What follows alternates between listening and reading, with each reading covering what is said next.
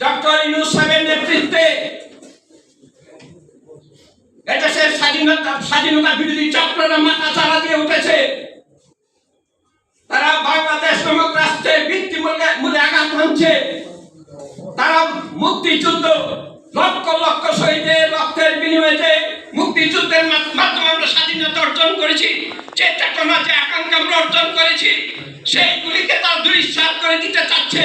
তারা 47 সনকে 24 সনের সাথে যোগসাজশ করার চেষ্টা করছে।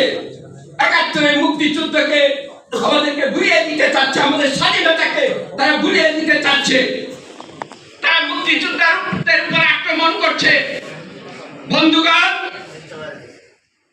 কাজী আমরা এই অন্তর্বর্তীকালীন সরকারকে বলতে চাই, এই আমাদের এই প্রতিষ্ঠা বার্ষিকী সভা থেকে, যে যত দ্রুত সম্ভব আপনি একটা রুটম্যাপ ঘোষণা করেছেন ফেব্রুয়ারি মাসে, কিন্তু এটার বিরুদ্ধে ষড়যন্ত্র চলছে।